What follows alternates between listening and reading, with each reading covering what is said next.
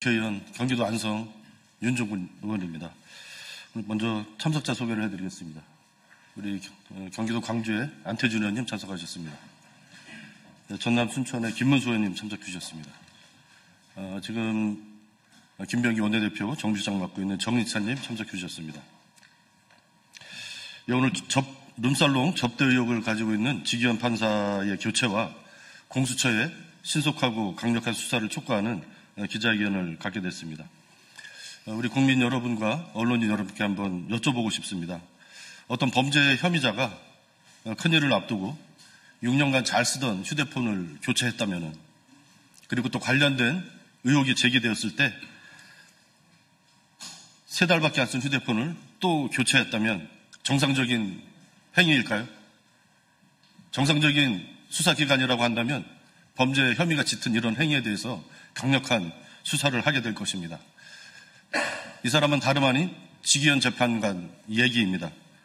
지기현 판사는 윤석열 구속 취소를 청구하던 당일 6년간 잘 쓰던 휴대폰을 교체했습니다. 그리고 유흥업소인 룸살롱 접대 의혹이 제기되자 이틀 만에 3달밖에 안 쓴 휴대폰을 또다시 교체했습니다.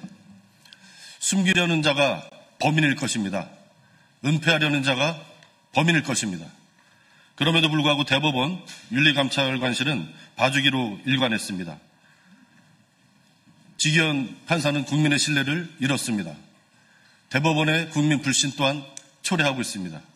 이에 우리 더불어민주당의 최초로 지기현 판사의 룸살롱 접대 의혹을 제보받은 당사자인 정희찬님의 진실을 밝히는 기자회견을 갖도록 하겠습니다.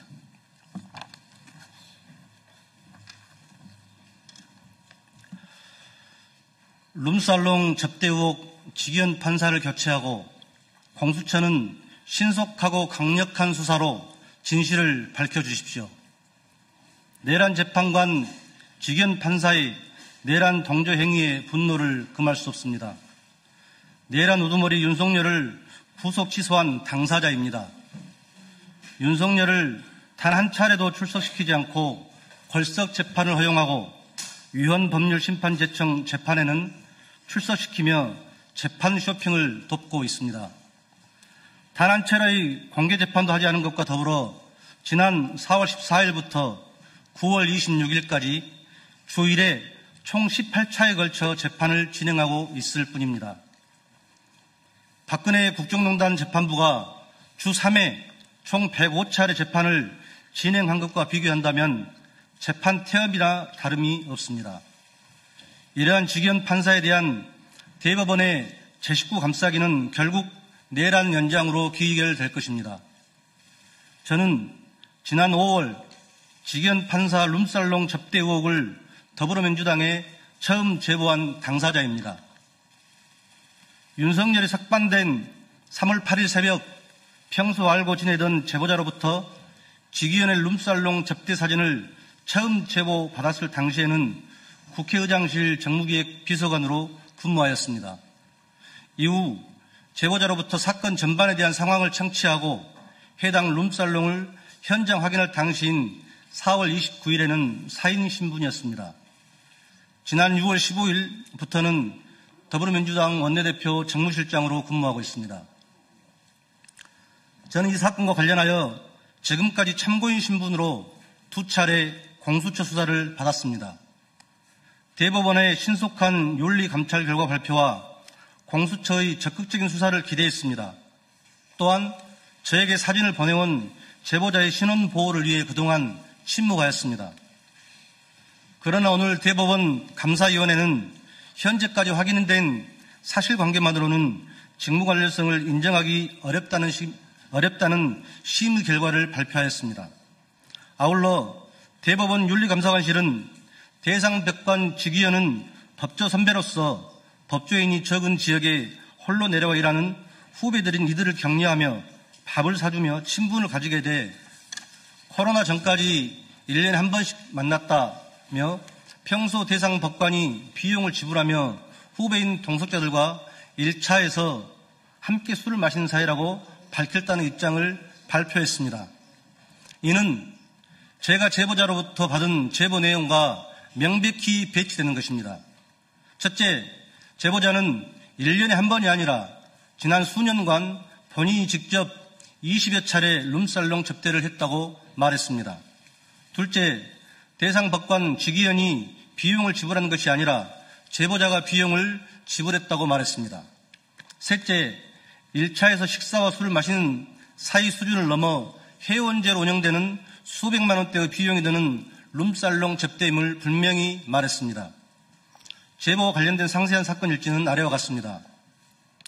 2025년 3월 8일, 3월 7일 윤석열 석방 다음날 새벽 00시 59분 카톡으로 제보자와 직위원을 포함한 3인이 함께 있는 사진을 저에게 보내왔습니다. 이 사진은 노정면 의원께서 공개했던 사진입니다. 2025년 4월 29일 18시경 여의도 모 식당에서 저는 제보자와 만났습니다. 제보자와 직위원이 윤석열 석방한 이유를 이해하지 못하겠다. 직위원과의 사적 관계를 이야기하며 직위원과 해당 룸살롱인 그레이스에서 최소 7회 갔으며 그 외에도 10여 차례 이상을 현재는 폐업한 다른 룸살롱에 갔음을 말하는 것입니다. 비용은 늘 제보자 본인이 지불했으며 직위원과 함께 수차례 골프도 쳤음을 저에게 말해왔습니다. 정확한 팩트체크를 위해 현장을 직접 확인하고자 제보자에게 룸살롱 상호와 주소를 요청했습니다. 2025년 5월 1일 제보자로부터 해당 룸살롱 상호명과 주소를 카톡으로 받았습니다. 2025년 5월 6일 제보자가 직접 룸살롱을 예약해 주었고 제3자가 해당 룸살롱 내부 사진을 촬영하게 된 것입니다. 2025년 5월 14일 국회 법사위원회에서 김기표 국회의원이 해당 룸살롱 사진을 최초 공개한 것입니다. 저는 2025년 9월 10일과 9월 19일 2회 참고인 신분으로 공수처 조사를 받았습니다. 이 자리에서 공수처 검사는 대법원에 윤리감찰 결과를 3차례 요구했으나 대법원이 답변을 주지 않고 있어 수사에 난항을 겪고 있다고 말했습니다. 직위원 관련된 사건의 참고인 조사 등 실질 조사는 본인이 처음이라고 말했습니다. 결국 제 식구 감싸기였습니다. 제보자로부터 직접 들은 진실이 이러함에도 대법원은 진실을 외면하고 사건을 축소, 은폐하고 있습니다. 공수처 검사가 제게 분명히 말했듯이 공수처가 3차례 감찰 결과를 요구했을 때도 대법원은 전혀 협조하지 않았습니다. 이제 와서 공수처 수사 결과 후 처리하겠다는 것은 진상규명의 의지가 없음을 분명히 한 것입니다. 대법원 스스로 자정 능력이 없음을 고백하는 것과 다름없습니다. 이에 제보자와의 사적 관계의 불편함보다 국민적 관심사인 내란 종식과 민주주의 회복이라는 공익에 충실하고자 오늘 기자회견을 자청했습니다. 제보자로부터 직위원 룸살롱 의혹의 진실을 제보받은 당사자로서 분명히 요구합니다. 첫째, 룸살롱 의혹의 당사자이자 내란 우두머리 윤석열을 구속 기소한 직위원은 더 이상 재판관의 자격이 없습니다. 즉시 법복을 벗고 공수처 수사에 성실히 임해야 합니다. 둘째, 직위원은 국민의 신뢰를 잃었습니다. 대법원의 신뢰 위기를 초래하고 있습니다. 대법원은 즉시 직위원 판사를 교체하십시오. 셋째, 공수처 수사가 답입니다. 공수처는 신속하고 강력한 수사로 진실을 밝혀주십시오. 이상입니다. 예, 숨기려는 자가 범인일 것입니다. 은폐하려는 자가 범인일 것입니다. 국민의힘이나 다른 곳에서 당직자로 현재 일하고 있기 때문에 메신저 공격을 할 것이 자명합니다. 그러한 위험 부담을 안고 오늘 기자회견을 자청해서 진실을 말했습니다. 우리 언론인 여러분께서도 진실을 밝히는데 많은 도움 주시면 감사하겠습니다.